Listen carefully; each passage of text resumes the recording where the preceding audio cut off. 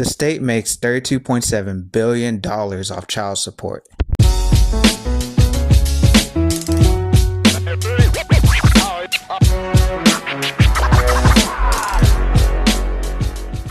Hello everyone, welcome to the channel. This is the Black Scholar. Just wanted to start off by saying thank you for tuning in wherever you may be. In today's video, we will be talking about the divide between men and women today. We will discuss what are the potential causes of the divide and who is winning off our division. Before we get into the video, I would like to say if you like topics like this and you want to hear more about it, please do me a favor, like this video, comment down below, share this video, and please subscribe to the channel. Now, with that out of the way, let's get started. So, what has started this division between men and women? You would think that it was just because of our natural differences that driven us to the point of no return, but that's not the case at all. In fact, the main culprit of our divide is the media. If you're looking at films today, they are promoting men acting more feminine or like women. Now, some of you may be asking, what is the definition of feminine? Feminine is defined by having qualities or an appearance traditionally associated with women or girls, such as being gentle, wearing a dress, being empathetic, or very emotional. The list goes on. You see these examples in film, like with people like Jason Momoa, who was acting very feminine in Fast X, walking very feminine, wearing a dress, being very flamboyant in a sense. Also in films like Elemental, where Wade, the character, who's supposed to be a male in this, is acting irrationally emotional and always having crying contests with his family and just all in all, just acting not traditionally like a man. Of course, we can't forget Jack Black, who has had to play a woman in a man's body in Jumanji, Welcome to the Jungle. Now, of course, the list can go on, like people like celebrities like Lil Nas X, who's dressing like, who had to wear like a prosthetic belly bump or whatever he was trying to do. With films highlighting traits that men should be more feminine, it creates a cycle where young teenagers who look up to these type of men pick up these traits more than likely, which in turn makes women less attracted to men.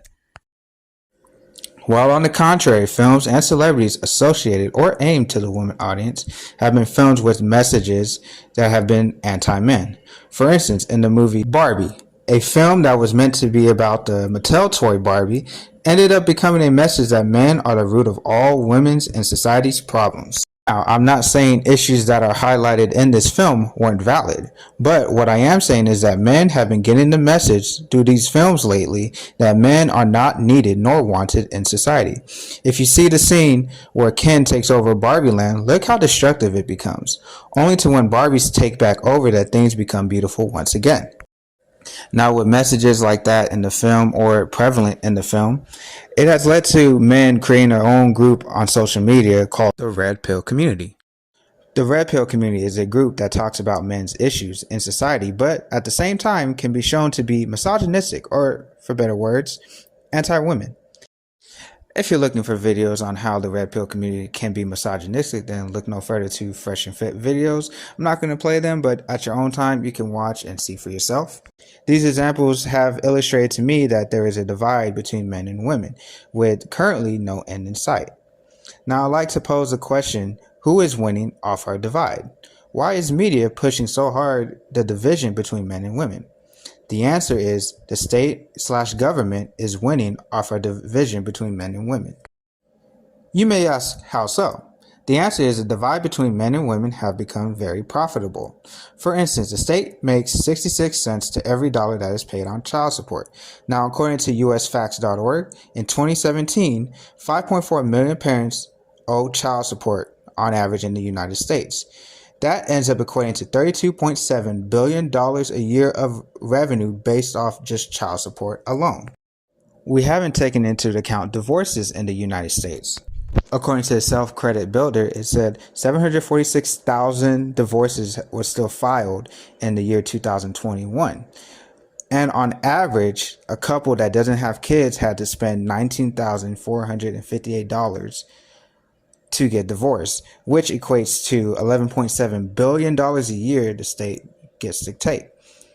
Now, that's only if you don't have kids. Now, if you have kids and you wanted to get a divorce, it jumps to $26,930 per couple, which ends up equating to $16.1 billion. Seeing these stats, it's no wonder why media is promoting division between men and women. At the end of the day, the state makes money off our demise. So you may be asking, what can we do about it? How can we slow down and eventually stop our division? Well, there is really no clear-cut answer for this. But in my opinion, the main thing we need to focus on is how we communicate with one another and how we listen to one another. Now, I know it sounds cliche, but hear me out for a second. If you're looking at any team, any sports team, or really any team that you follow, most of the time when they win, it's because they communicate. Lack of communication tends to them being a losing team. It wasn't also how they communicated, it was also how well they listened to each other.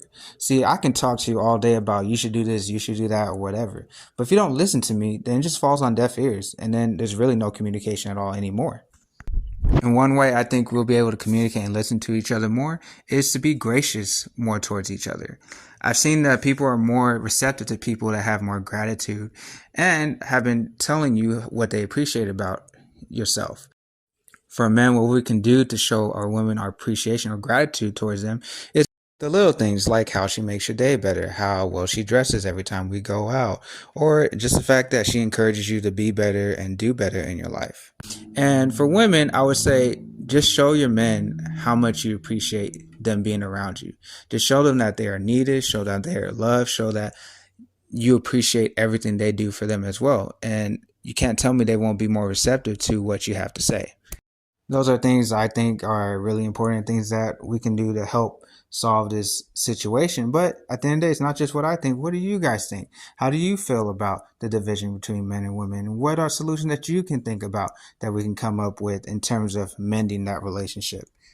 If you have any thoughts, please post them down in the comments below. Share it with your friends. Maybe they can come up with other solutions that can make this relationship between men and women better in terms of how we communicate, in terms of how we live together. I also want to say thank you guys for tuning into my video and tuning into my channel. This is the Black Scholar signing out.